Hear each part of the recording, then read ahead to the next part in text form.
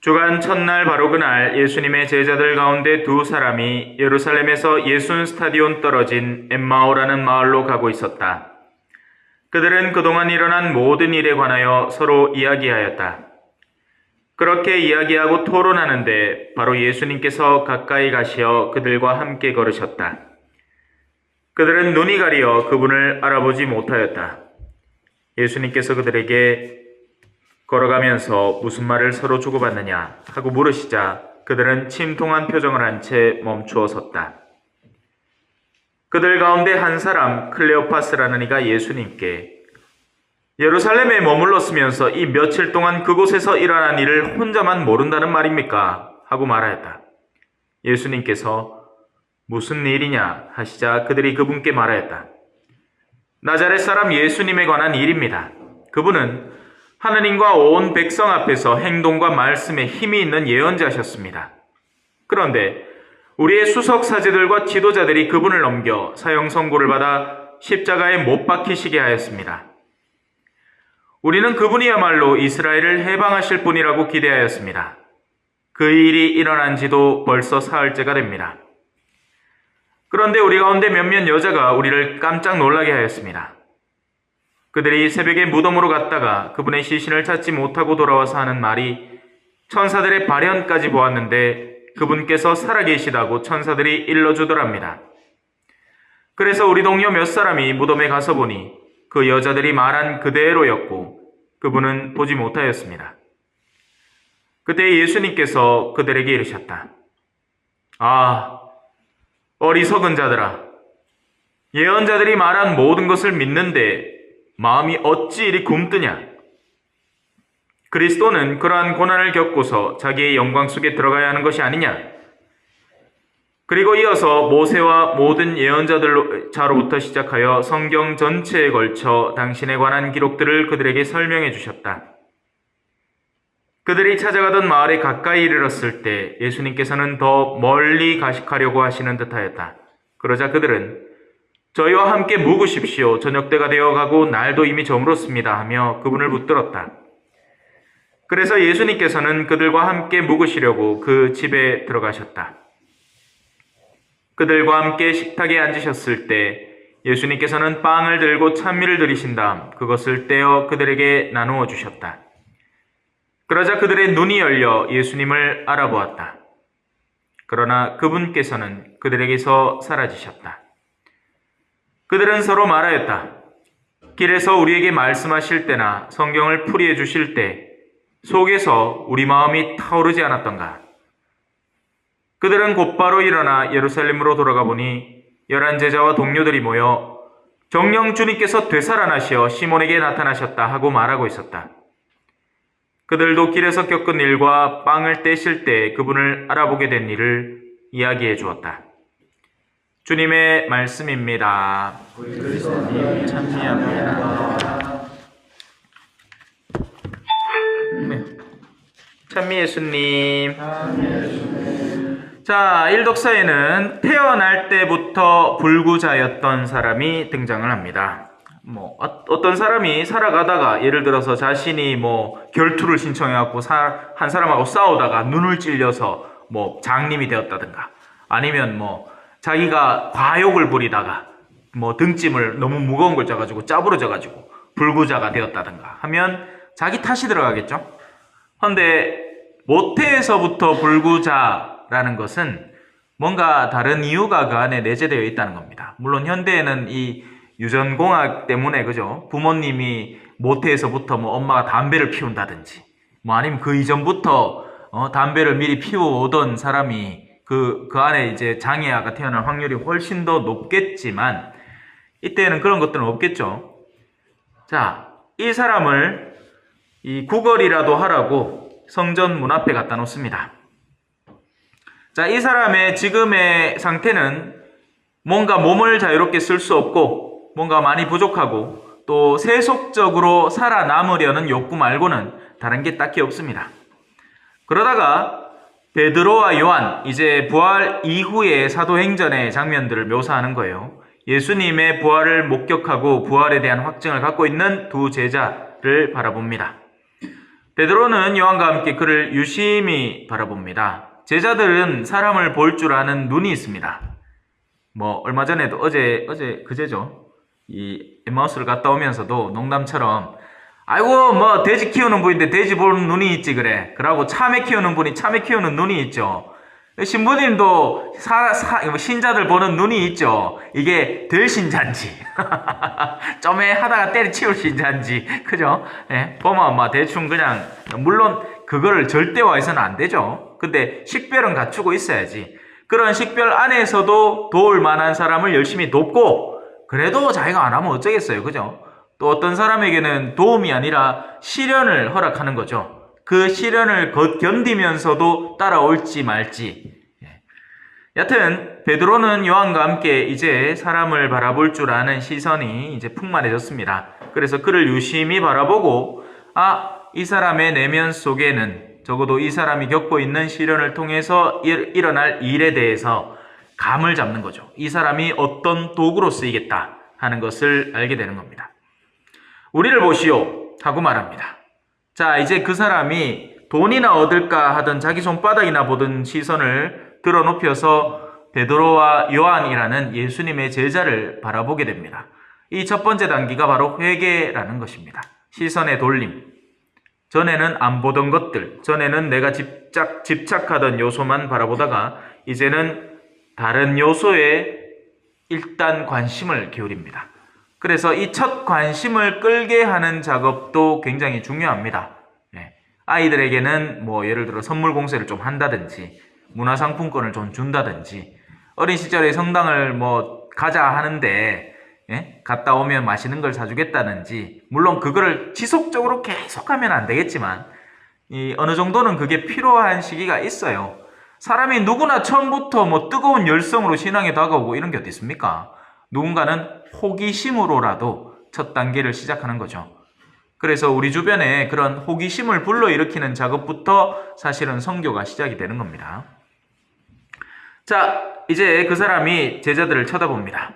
자, 이제 베드로가 자신의 솔직한 상황을 설명해 줍니다. 일종의 교리 교육을 짧게라도 하는 거예요. 뭐냐? 나는 은도 금도 없습니다. 지금 당신은 국어를 하다가 우리를 바라보면서 같은 국어를 시도하려고 하겠지만 내가 당신에게 줄 수 있는 건 은이나 금이 아닙니다. 그러니 거기에 대해서는 일찌감치 마음을 내려놓으십시오. 이 짧은 교리 교육인 거예요. 그죠? 베드로와 요한이 지나가다가 만난 거린 앞에서 그에게 신앙을 선물해 주기 위한 작업을 하는데 그 첫 단계이자 그 신앙교육의 핵심 단계가 이겁니다. 우리가 갖고 있는 건 은도 금도 아니다. 우리는 그런 것과 친근한 사람들이 아니다. 그러나 내가 가진 것을 당신에게 주겠습니다. 그건 바로 나자렛 사람 예수 그리스도의 이름으로 말하는 겁니다. 일어나 걸으시오. 물론 이 정도를 얘기하려면 그만한 확신에 사로잡혀 있어야 되겠죠. 적지 않은 이들은 의심하기 때문에 못 얻습니다. 의심하면서 청하기 때문에 받을 수 있는 손이 없는 거예요. 청은 하는데 의심이라는 것 때문에 영혼의 손이 없는 거나 마찬가지입니다. 의심을 한다는 건 나 저 사람 못 믿겠는데 에이 그냥 말이나 꺼내보자. 이건 안 받겠다. 그릇을 준비 안 하고 일단 내한테 네가 줄만한 거 줘봐라. 그 볼만하거든. 그때 가고 내가 그릇 뒤밀게. 이거는 믿음이 아닌 거예요. 믿음은 그렇게 형성되는 게 아닙니다. 믿음은 내어 맡겨보는 겁니다. 내가 갖고 있는 걸. 믿음은 지금 예를 들어서 내가 하고 있는 이 일들이 이거 잠깐 딴 데 신경 썼다가는 망가질 수도 있는데 그래도 이게 더 소중하다는 신뢰도를 여기에 둠으로써 그것도 어떻게든 되겠지라고 해야 이만한 지금 제일 잘 따라오고 계시나 모르겠다. 보다 더 즉각적인 자 이게 만약에 100만 원이다. 그죠? 근데 오늘 내가 저기를 안 가면 100만 원의 수입이 생기는 거예요. 예를 들어서 주일날 일하는 사람을 들 수 있겠죠. 장사를 하마 나는 그날 적어도 암만 못 벌어도 100만 원은 버는 겁니다. 근데 세례를 받으면 성당을 나와야 된대. 그래 2시간을 그거를 비우래요. 2시간을 비우면 암만 벌 100만 원에서 하다못해 2시간 동안 벌 수 있는 50만 원을 희생해야 되는 겁니다. 그때 내가 신앙을 선택하면 내 믿음은 적어도 세속적 가치의 100만 원을 뛰어넘는 믿음인 거죠. 하지만 아무리 계산을 때려도 이걸 잃고 놓칠 수는 없다면 내 신앙은 100만 원도 안 되는 겁니다. 이해가 되죠? 무슨 말인지. 내가 희생하는 것의 가치만큼. 그래서 나는 어디까지 희생을 할 수 있느냐? 내 온 생을, 내 건강과 내 생명까지 바칠 수 있으면 그 믿음이 진짜 믿음이 되겠죠? 왜? 나는 영원한 생명이라는 걸 근본적으로 믿지, 거기를 갔다 와서 세속적으로 이걸 더블로 벌어들일 계산을 하고 있는 건 아니잖아요, 솔직히. 내가 사제직을 향해서 나를 던지면서, 언젠가 내 은퇴하고 나면, 새 장가 가가지고, 새 장가가 아니지, 그 장가가 새 장가지. 새 장가 맞네. 아니지, 새 장가는 다시 하는 장가잖아요. 그리고 나 그때가 장가 가가지고 내가 예전에 20대 때 만날 수 있었던 것보다 몇 배 더 예쁜 마누라를 만나갖고 손도선 살아야지 이럴 생각으로 신부대 이게 신부를 똑바로 하는 게겠습니까? 아니죠. 갖다 냈던지 하지. 언제까지 관뚜껑 덮일 때까지. 그래야 그 사제가 올바른 선택을 하는 거겠죠. 여기 모여 계신 모든 분들이 비슷한 선택을 지금까지 해온 것이나 다름이 없는 겁니다. 지금 이 시간만 해도 마찬가지인 거죠. 이 시간에 TV를 재밌는 걸 더 볼 수 있잖아요. 적어도 그 TV의 가치만큼은 이 미사가 가진 의미에 여러분들이 동조를 하기 때문에 그 믿음의 가치로 여기를 온 거죠.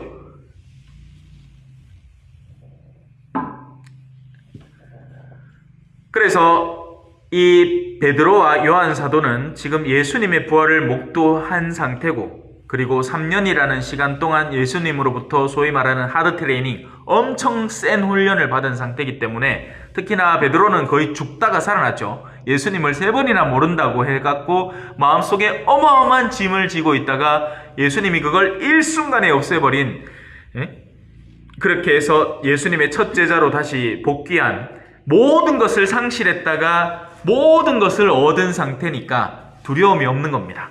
그래서 나자렛 사람 예수님의 이름으로 내가 이 사람을 식별을 해서 이 사람이 어느 쓰임새에 필요하겠다라는 것을 식별했으니 이 치유까지도 예수님은 선물해 주실 수 있을 것이다.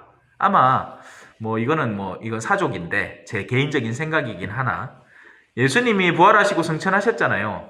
그럼에도 커뮤니케이션을 당신의 제자들과 성실하게 유지하셨을 것을 충분히 예상할 수 있습니다. 또 제자들도 그만큼의 은총을 얻었겠죠. 그러니 확신이 없으면 할 수 없는 소리입니다. 안 그래요?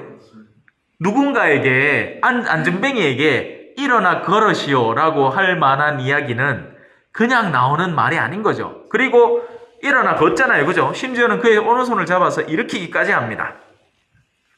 어떤 일이 벌어졌습니까? 즉시 낫습니다. 물론 이는 실질적인 육체의 상태에서 회복을 드러내고 있기도 하지만 영적인 상태도 마찬가지로 일어나는 겁니다.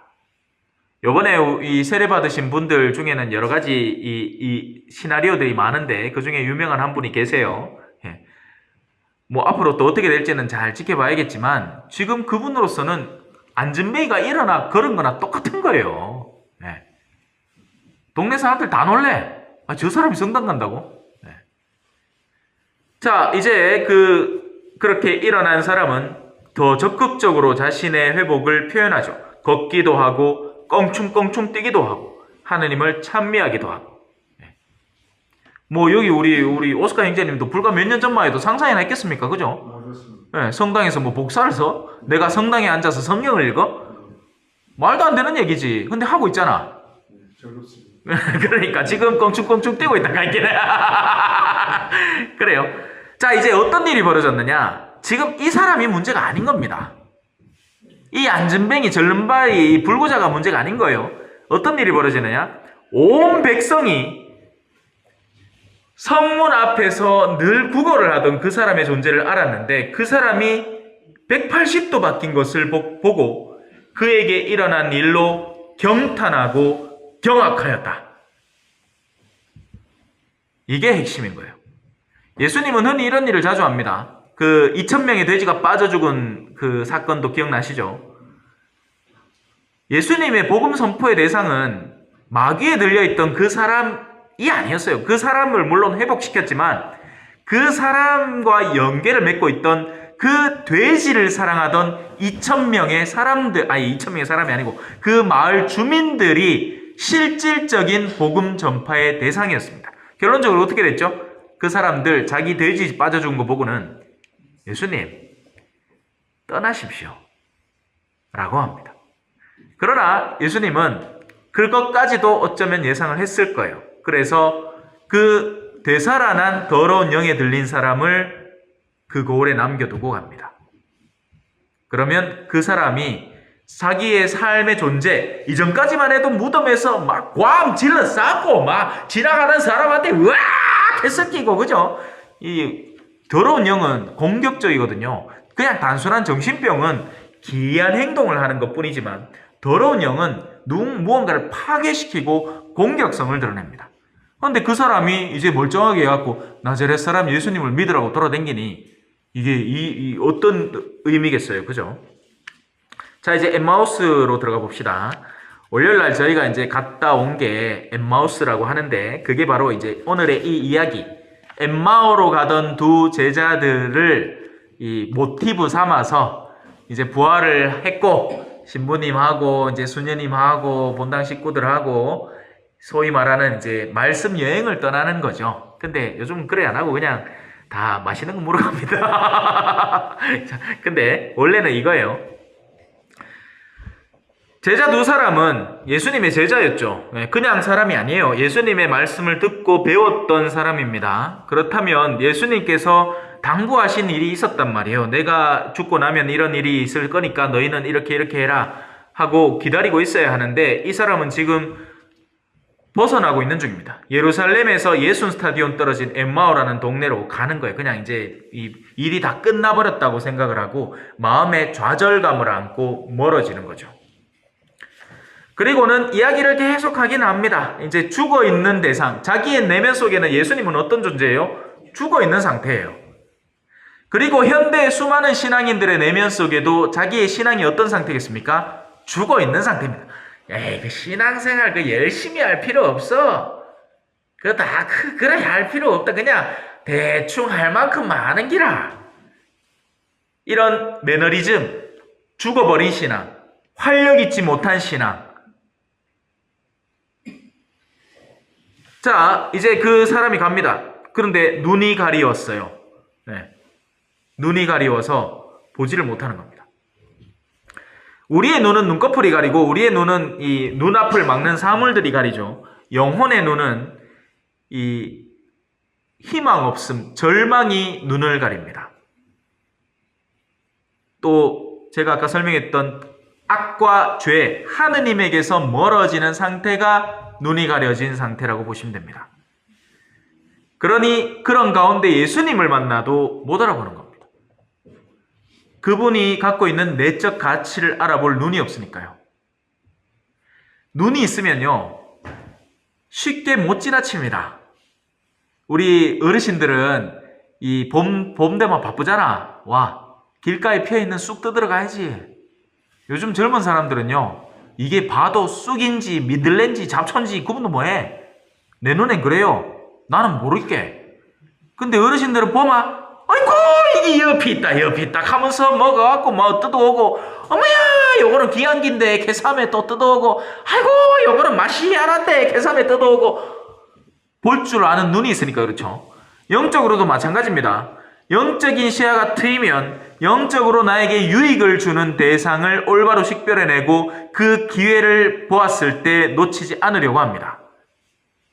근데 지금 이들은 눈이 가려있죠. 예수님이 먼저 물어봐요. 무슨 말을 주고받느냐? 길을 가면서 도대체 무슨 말을 하느냐? 그러자 그 사람이 그 중에 한 명이 다 압니다. 예루살렘에서 어떤 일이 일어나는지를 빠삭하게 알아요. 지적으로 모르는 게 아니라고요. 우리 천주교 신자들이 교리를 모르는 게 아니에요. 삶으로 알아. 안 그래요? 성주간 때 뭐 하는지 알잖아. 성만찬 목요일에 뭐 하는지 알잖아요. 그날은 빵하고 포도주 먹는 날 아니에요. 그죠? 의에다가 우리 성당에 이제 그런 습관이 생겨붙습니다. 원래 그러면 안 되는 긴데, 앞에 장식해 놓은 거를 이제 어느 해부턴가 살금살금, 예전에는 복사들만 조용히 가고 하던 거를 이제 동네 사람들 다 와가 한 줌씩 다 모여야 되겠대. 이것도 이제 나중에 어느 순간에는 좀 멈춰야 되겠어요. 이 너무 합당하지 않은 자세와 태도예요. 예. 이 무슨 목자 잔치 온 것도 아니고. 예? 원래는 그게 아니죠. 발 씻음, 세종례가 소중한 예식이고, 이 미사에 탄생하는 그 의미를 되새겨야 되는 거고, 그리고 이제 성금요일, 성토요일 밤에 어떤 일이 벌어지는지 우린 체험적으로 다 하는 겁니다. 이때쯤 되면 이제 표자 갖고 이제 성체조배알 끼고 순한 감실 앞에서 묵상알 끼고 그거 다 하는 거죠. 그런데도 살아있는 예수님을 못 만난 겁니다. 자신의 습관화된 신앙과 이 딱딱하게 굳어버린 신앙에 함몰되어 버린 거죠. 그래서 그 사람들이 스스로 설명을 막 합니다. 나자렛 사람 예수님에 관한 일입니다. 그분은 하나님과 온 백성 앞에서 행동과 말씀에 힘이 있는 예언자셨습니다. 근데 우리 수소사들과 지도자들이 그분을 넘겨갖고 사형선고를 받아 십자가에 못 박아 죽여붙습니다. 우리는 그분이야말로 이스라엘을 해방하실 분이라고 기대했는데 그 일이 일어난 지 벌써 사흘째가 됩니다. 다 끝났습니다. 이 말이에요. 사흘이라는 숫자가 가지는 상징성, 완전함이거든요. 그래서 삼위일체, 그리고 예수님의 죽음과 부활의 시기 사이에도 사흘 만에 부활을 하는 거예요. 죽음이 완전했던 거죠. 자, 그런데 뭔가 이상한 소리가 자꾸 들리긴 해요. 뭔가 우리 가운데 몇몇 여자가 예수님이 살아있다는 소리를 자꾸 했어. 그런데 우리는 그걸 믿을 수가 없어. 네. 마리아 막달레나가 그죠? 체험했죠? 라쁘닉 하면서 그죠? 어제 복음 아닙니까? 맞죠? 아이 그래 시신은 찾기는커녕 천사들이 발해를 받는데 그분께서 살아계시다고 천사들이 일러주더라 않습니까? 제가 지금 여러분에게 하는 얘기 그거잖아요. 예수님이 살아계십니단 말입니다.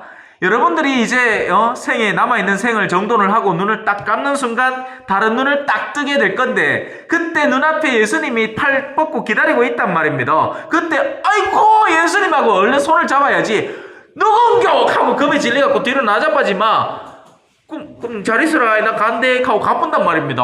막차 따라오라면 아무도 안 들어와요. 계시단 말이에요. 그 살아계심의 소식을 누군가가 전하고 있더란 말입니다. 교회가 암만 망그러졌어도 이 소식을 꾸준히는 전하고 있는 거예요. 교회가 암만 망그러졌어도 여전히 사제가 존재를 하고 사제는 사실 딴 거 안 해도 됩니다. 여러분 제명키로 이래 딕으로 강론 안 해도 돼요. 그냥 신부로 살고 있으면 돼. 그러면 절마 저거는 와적하고 사는 거. 그 호기심이 생길 거 아니에요. 그죠? 저는 결혼도 안 하고 그죠? 멀쩡한 아가 인물은 좀 험상궂게 생겼다마는 뭐 그래도 봐줄만은 한데 와 혼자 사노 이 말이라. 그 자체가 이상하단 말입니다. 저는 딴 거 할 필요 없어. 동네 돌아다니면서 음식이나 한번 먹으면 돼. 그러면 그 주변 사람들이 안 보는 척 치다본단 말입니다. 뭐간지 이상한 거 그의 거 차고 있지. 시커먼 옷 입고. 그러면 자동 선교라. 그게 뭐다? 예수 그리스도께서 살아있음을 삶으로 증거하고 있는 존재가 주변에 있단 말이에요.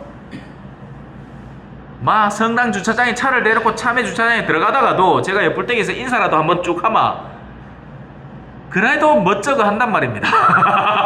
갈 길을 멈추지는 않지만 끝까지 참여 휴게소에 들어가지만 그래도 신부가 옆에 와갖고 한마디 이렇게 자기가 어디에 차를 댔는지 알고 그리고 자기에게 다가와서 인사를 하는 사람 누군지를 알고 나마 멋쩍어 하긴 한단 말입니다. 그래서 예수님이 이제 본격적으로 설명을 시작합니다. 그게 말씀의 전례입니다. 그래서 오늘 이 엠마오의 과정은 미사인 거예요. 성당에 나오잖아요. 처음에는 온갖 세속적 사고를 잔뜩 들고 성당에 옵니다. 물론 우리 어르신들이야 이제는 마음이 평온해가 집에 있으나 성당 오마 크게 다르지 않지만 아직 저 대도심지의 젊은 세대들은 세상 일에 한껏 열을 내다가 아이고 맞다 레지오 해야지. 아이고 맞다 오늘 저녁 미사 있지. 아이고 부모님이 평일에 미사 한 번이라도 나가라 했지. 걔가 그 세속 정신을 잔뜩 들고 성당에 온단 말입니다. 그러면 어떻게 돼요? 눈이 닫혀 있고 영혼이 죽어 있는 거죠. 그러면 그때부터 말씀의 전례가 시작이 되는 겁니다. 예수님이 직접 이런 연유로 구약의 예언자들이 이런 예언들을 해놓았다. 원래 예언자는 고난을 당하고 죽어야 한다. 그리고 나서 영원으로 다시 복귀하는 거다. 이런 설명을 통해서 눈을 조금씩 틔워주는 겁니다. 자, 이제 그 다음에 어떤 일이 벌어지죠? 마을에 그들이 목적한 곳에 닿습니다. 이제 그들은 할 일 다 한 거예요. 근데 예수님이 어떤 행동을 취합니다. 당신 할 일 없어요, 솔직히. 물론 할 일 많겠지. 이 사람도 찾아가야 돼, 저 사람 찾아가. 근데 딱히 그렇게 뭐 바쁘고 뭐 엠마오를 건너서 그 다음 마을에 뭐가 일이 있고 이게 아니에요. 근데 일부러 그들에게서 나 이제 너희와 멀어진다 라는 신용을 합니다. 왜 그럴까요? 그들의 마음을 보기 위해서. 예수님은 가끔가다 이런 일을 해요. 하여라던 여인이 예수님의 옷자락을 만졌죠. 예수님이 누가 나왔는지를 모를 리가 없습니다. 사람 속을 아시는 분이고 저 멀리 어느 나무 밑에 네가 있는 걸 내가 봤다. 그런 말씀도 하시는 분이 하여라던 여인은 몰랐을 리가 없습니다. 그런데 누가 내 옷에 손을 대었느냐 하고 일부러 제스처를 취합니다. 뭐 하려고? 그 하여라던 여인의 내면 속에 제가 그랬습니다 라는 답을 끌어내려고. 자, 그 두 사람을 이제 남겨놓고 잘 있거라 나는 간다 하니까 두 사람이 어떡합니까? 우리와 함께 주여 머무르십시오. 식탁에 같이 앉아 빵을 나눕시다. 좀 이따 우리 빵을 나눌 거죠. 성찬의 전례가 시작됩니다. 하지만 말씀의 전례를 통해서 그들의 내면 속이 예수님을 붙들고 싶은 마음으로 바뀐 거예요. 그 전까지는 뭐 우리끼리 얘기 재밌게 하는데 끼들락하노 하는 그런 시선이었다면 이제는 조금만 더 남아서 우리에게 이야기를 들려주십시오 하는 마음으로 변했단 말입니다. 그분을 좀 더 붙들고 싶은 마음이 생긴 거예요. 어제 마리아 막달레나가 예수님을 붙들려고 했잖아요. 예수님이 얘기했죠. 나 이제 아버지께 가야 된다. 아버지가 나를 더 사랑하신다. 그러니까 아버지한테 가서 보고를 드려야 된다. 나를 붙들지 마라. 네가 나에게 품고 있는 애정과 사랑이 나를 붙들고 있다. 좀 놔라. 이 말입니다. 자, 그래서 예수님은 그들과 함께 머물면서 빵을 떼는 순간 그들의 눈앞에서 사라져버립니다. 하지만 그들은 역으로 그분을 알아본 거죠. 이제서야 눈이 열리고. 아직 끝나지 않았습니다. 어떤 일이 벌어질까요? 왔던 길을 되돌아갑니다. 그들이 도망쳐 나온 곳이죠. 예루살렘은 죽음의 상징이고 괴롭힘의 상징이고 시련의 상징이고 내가 하기 싫은 것들이 거기 다 있습니다. 고생의 상징이에요. 지금은 나는 거기서 도망쳐 나왔습니다.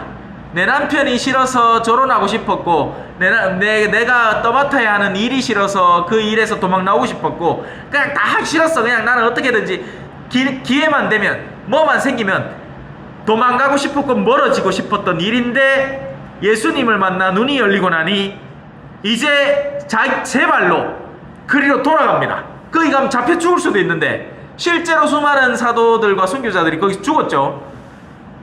근데 지금 그들은 돌아가고 있습니다. 지금 아직도 거기 제자들은 그 중에 적지 않은 수는 다락방에 갇혀가지고 누가 자기들을 잡으러 올까 덜덜덜 떨고 있는 게야. 그 통에 이 둘은 좀 더 나은 기회를 보고 밖으로 빠져나온 거죠. 도망 나온 겁니다. 근데 돌아가요. 그러면서 서로 말하죠. 길에서 우리에게 말씀하실 때나 성경을 풀이해 주실 때 속에서 우리 마음이 타오르지 않았던가? 영혼의 자극을 느끼지 않았던가? 자, 이제 되돌아가서 그들도 길에서 겪은 일과 빵을 떼실 때 그분을 알아보게 된 일을 이야기해 주었다. 내가 직접 겪은 신앙의 체험을 주변에 나누기 시작하는 겁니다.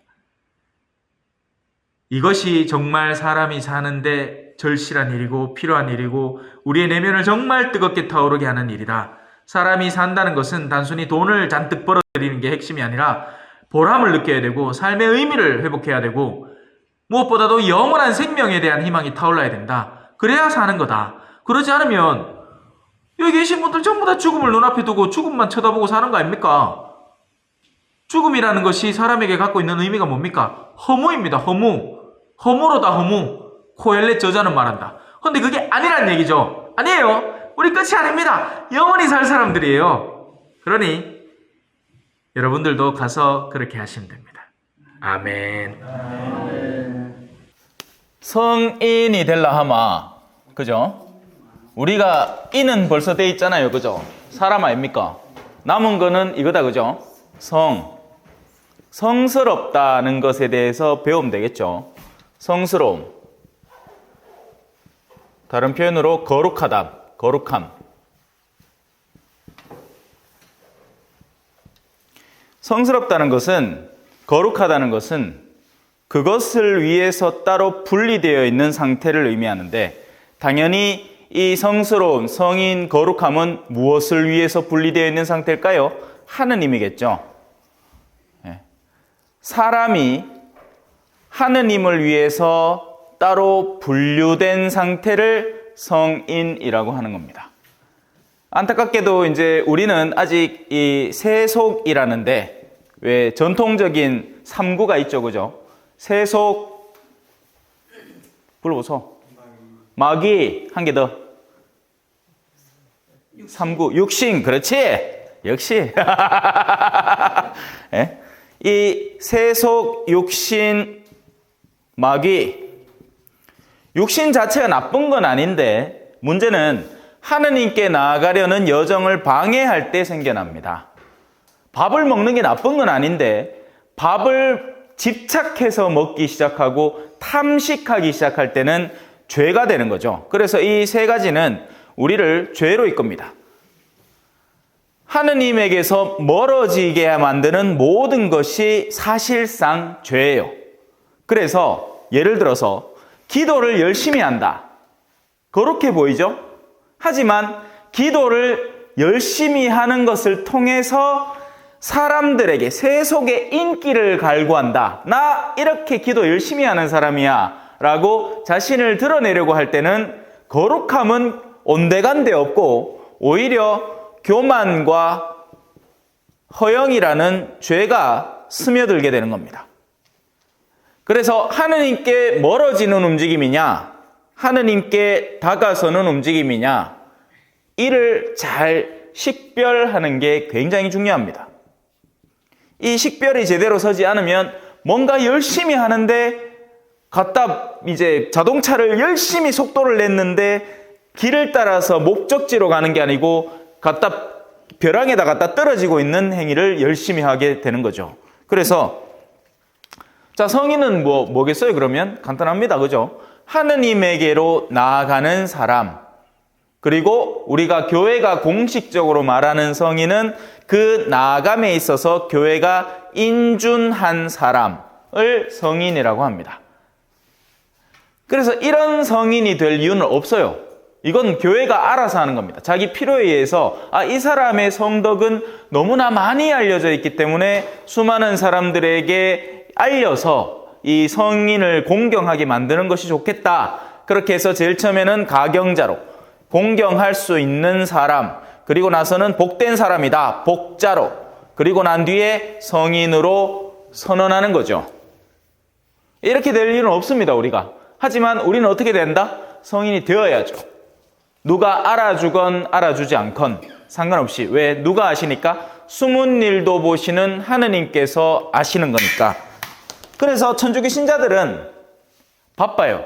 바쁘다는 게 이것 때문에 바쁜 게 아닙니다. 이건 바쁘죠. 지금 참외 시즌 아닙니까? 얼마나 바쁘겠어요. 엄청 바쁩니다. 사람들은 이것 때문에도 바빠요. 자기 꾸미고 막 수술하고 그래야 수술비 벌기 위해서 돈 벌어야 되고 그리고 또 야 때문에도 바빠요. 야는 끊임없이 유혹을 하거든요.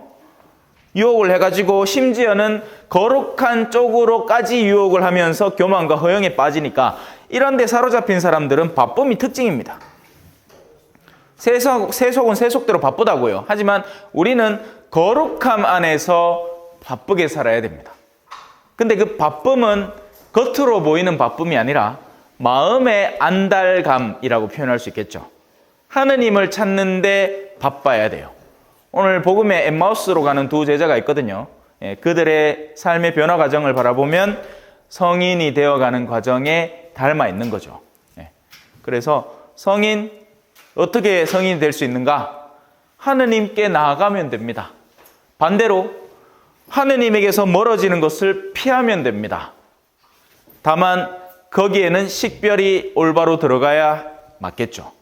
그렇지 않으면 나는 하느님께 간다고 착각을 하면서 자칫 잘못하다가는 역으로 하느님께서 멀어지는 걸음마를 하고 있을 수 있으니까.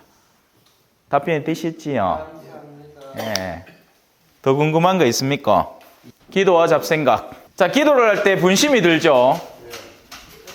지난번에 한번 강론 때도 잠깐 말씀을 드렸지만 분심이 안 드는 게 오히려 이상한 겁니다. 분심이 들어야 됩니다. 다만 그 분심과 함께 싸우는 의지가 공존해야 되는 거죠. 그리고 그 작업을 오랫동안 하다 보면 이제 마음이 맑아지는 게 느껴집니다. 마치 이런 물잔에다가 흙 한 줌 넣고 흔들어 놓은 상태로 이제 신앙을 시작한 거나 다름이 없는 거예요. 아닌 게 아니라 아까 제가 밑에 적어놓은 세속 육신 마귀라는 것에 우리가 푹 절여져 있다가 이제 물을 맑게 해보겠다 하고 정화 작업을 이제 같이 시작한 거예요. 그러니 그 상태에서 기도를 하려고 시도를 하건 뭐 성체 앞에 앉아 있건 아니면 복사를 쓰겠다고 제대 앞에 서서 시무님 앞에 있건 이 속에 있는 온갖 잡다한 그 부유물질들이 생각인 겁니다. 우리의 영혼은 온갖 것들의 산물이 그 안에 다 들어갈 수 있거든요. 그날 하루에 있었던 경험도 떠다닐 수 있고 또 심지어는 수십 년 전에 누군가에게 속상했던 일도 갑자기 어느 순간인가 터져나와서 내 속에 부유물처럼 떠다닐 수 있는 겁니다. 그래서 이 분심을 싹 다 없애고 기도하겠다? 그럼 기도 안 하겠다는 소리밖에 안 됩니다. 그렇게 할 수 없어요. 분심이 듭니다. 그러나 분심이 들 때 그 분심을 움켜쥐지 말아야 됩니다. 그냥 내가 지금 분심하고 있구나 하고 원래의 주제로 다시 돌아오는 거죠. 지난번에 제가 강론하면서 말씀을 드렸는데 밥 먹는 거에 비유를 하는 거예요. 밥 먹을 때 파리가 올 때 두 가지 유형을 생각해 볼 수 있습니다. 한 명은 파리 연엄식에 오요. 내님이 작거니 반드시 찍인다 하고는 방 구석구석을 돌아다니며 한 마리를 겨웠다 하고 파리채로 잡고는 인자 묵작한데 왜 됩니까? 또 한 마리 더 날라옵니다. 이 사람 밥 안 먹겠다는 얘기죠. 밥 먹을 때 파리 날라든 거 뭐 해야 됩니까? 그렇게 기도할 때 본심은 자연스러운 것이고 그 기도를 꾸준하고 성실하게 계속할 때 이제 내가 묵상하는 주제, 그래서 처음에는 염경기도가 굉장히 유용합니다. 왜냐하면 기도문을 반복적으로 외우면서 마치 일종의 수양을 하는 거죠. 그 외우는 동안 그 기도문을 외우는 것에도 애가 쓰이고 그러니까 그 기도문을 열심히 묵주를 예를 들어 한 단을 한 꾸러미를 바친다 하면 예비자들에게는 그 자체가 굉장히 애가 쓰이는 행동이에요. 그런데 지금 이 어르신들 묵주기도 바치는 거 별로 큰일 아니죠? 그냥 하늘 계신 우리 아버지 그래 그 하는 동안 또 머리는 또 어때? 머리는 가스불 껐나 안 껐나? 가스불 껐나 안 껐나? 은총이 가득하신 마리안 내가 저 마당에 내놨는 거 내가 들렀나 안 들렀나? 비 오는데 빨래를 걷어올까 말까 오만 생각 다 해요. 그러니까 그때부터는 이미 다른 단계의 묵상을 시도를 해야 되는 겁니다. 뭐다? 묵상인 거죠. 묵상은 내 생각을 정돈할 진료들을 밖에서 끌어와서 거기에 도움을 얻는 종류의 묵상입니다. 그건 말씀이 될 수도 있고요. 그날의 복음 말씀. 그래서 여러분들더러 미리 읽어오라 가끔씩 얘기를 해드리는 겁니다. 집에서 이걸 한번 읽고 오늘 말씀이 나한테 무슨 얘기를 던지고 있는가 그렇게 묵상을 하는 거죠. 그렇게 묵상을 꾸준히 하다 보면 이제는 그냥 단어 하나만 끌고 들어와도 예를 들어서 우리 형제님이 저한테 성인이 어떻게 되느냐 그럼 성인이란 단어 하나만 끌고 들어와도 묵상이 되는 겁니다. 생각을 전개해 나갈 수 있는 거죠. 근데 그것도 언젠가는 멈춰야 됩니다. 그 다음 단계는 어떻게 되느냐? 소위 말하는 관상의 단계로 들어가는 겁니다. 관상은 뭐 하는 걸까요? 일광욕을 하는 거예요. 햇빛 앞에 있으면서 햇빛의 성분을 분석하고 이 스펙트럼에는 지금 빨간색과 주황색이 특별히 강하고 이래 생각하는 사람 없잖아요. 그냥 뜻이다 하고 말지.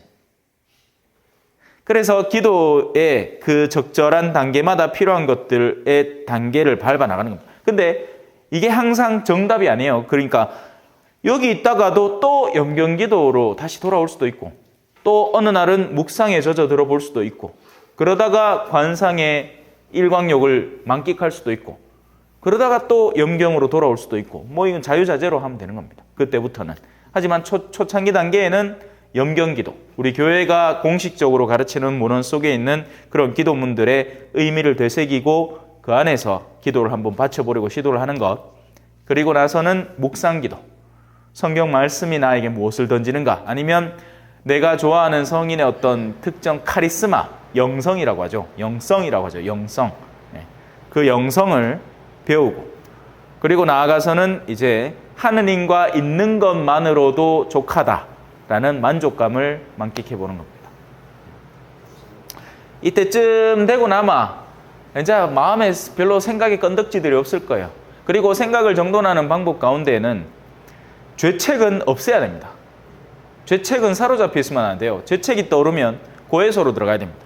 그렇게 해서 하느님, 제가 이런 잘못이 이 과거에 있었던 것들이 떠오릅니다 하면 하느님에게 용서받는 체험을, 사제의 입으로 사제경을 받아서 분명히 이건 내가 하느님한테 내놓았고 하느님께서 용서해 주신 것이다 라는 확신 속에서 죄책감에서는 시달리지 말아야 합니다. 다른 것들은 얼마든지 여전히 존재할 수 있는 분신거리들입니다. 제가 주임으로 살면서도 본당에 이런 것들 챙겨야 되는데, 지붕공사 해야 되는데, 뭐도 해야 되는데, 방충망도 뜯어가 고쳐야 되는데, 이런 생각들은 들 수 있지만 그것들이 내 본연의 마음의 태도를 방해하지는 않죠. 그래, 그 정도는 괜찮은 거예요. 근데 그마저도 나중에는 제가 언제까지 이익하고 살겠습니까? 그죠? 나중에는 나도 노인이 되고 어르신이 될 거 아니야. 그럼 방구석에 앉아갖고 뭐 내가 고민할 게 뭐가 있겠어요. 그죠? 예, 마당이나 한번 쓱 보고, 아이고 봄이 왔네, 아이고 벚꽃이 폈네, 그럼 비가 오면 저 벚꽃이 다 떨어지겠구만, 뭐 그거 하고 말겠지. 그러면 그때는 이제 생각이 거의 평온해지겠죠. 그러나 제가 관찰을 해본 결과 적지 않은 어르신들은 여전히 세속성으로 자신의 마음을, 내면을 엄청 더럽혀 놓은 상태라 분심이 장난 아니게 들 거라고 예상을 합니다. 아직도 돈 벌고 싶고, 아직도 다른 사람들 사이에서 뭔가 나를 내세우고 싶고, 그런 것들은 식당 가서 이야기를 주변에 잘 들어보면 금방 드러나죠. 당신들이 하는 이야기가 3살짜리 아들이 자기 장난감 자랑하는 게나 그 연배의 어르신들이 자기들이 하고 있는 일들, 과거의 요소들을 자랑하는 게나 별반 다르지 않다. 그렇게 분심은 조금씩 전돈해 나가시면 되겠습니다. 지금 분심이 드는 건 너무나 당연한 일이고요. 총 고백, 가는 곳마다 하지는 않고 뭐 그런 걸 신부님들이 유도를 하는지 모르겠는데 그런 기회에 하면 좋겠죠. 거기는 작정하고 그렇게 피정을 받아들여 주는 거니까. 잊어버리는 게 아니고 이제 잊어버릴 수가 없죠. 이 상처가 났잖아요. 상처가 생기지 않습니까? 그러면 의사한테 찾아가서 상처를 치유받죠. 그러면 상처에 흉터가 남아있죠. 그걸 기억으로 간직을 해야 다음에 똑같은 짓을 안 저지르죠. 그래서 치유받은 흉터로서 기억을 간직하는 거죠. 그렇지. 했는 거를 다시 할 필요는 없다. 없습니다. 원칙적으로는 했는 걸 다시 할 필요가 없습니다. 내가 했고 그걸 고해소 안에서 털어놓아서 그 용서의 기억을 같이 갖고 있는 거라면 나의 믿음을 키워서 이 죄가 용서받았다는 확신을 얻도록 하느님께 기도를 청해야 될 문제지, 그거를 또 꺼내가 이것도 용서해 주소, 오늘 총고의 날인데 막 40년 전에 것도 꺼내가 이거 지난번에 한 3번 고백했는 건데 아직 덜 닦이는 것 같으니까 이거 빨리 씻어 주소 하는 거는 믿음이 없다는 얘기밖에 안 되는 거죠. 물론 뭐 작정하고 신부님이 뭐 다 꺼내보소, 다 들어줄게, 뭐 이 카마 하면 되죠. 뭐 받아주시겠다는데 뭐. 근데 통상적으로 그건 너무나 긴 여정이니까, 사람의 인생이 얼마나 길고 할 얘기가 얼마나 많겠어요. 그죠? 그래서 적절히 선별할 필요는 있죠. 적어도 내가 분명히 용서받은 영역에 대해서는 다시 반복해서 꺼내지는 않는 게 오히려 나의 믿음에 도움이 되죠. 안 그러면 세심증에 빠지니까. 결벽증입니다. 신앙적 결벽증. 그걸 세심증이라고 합니다.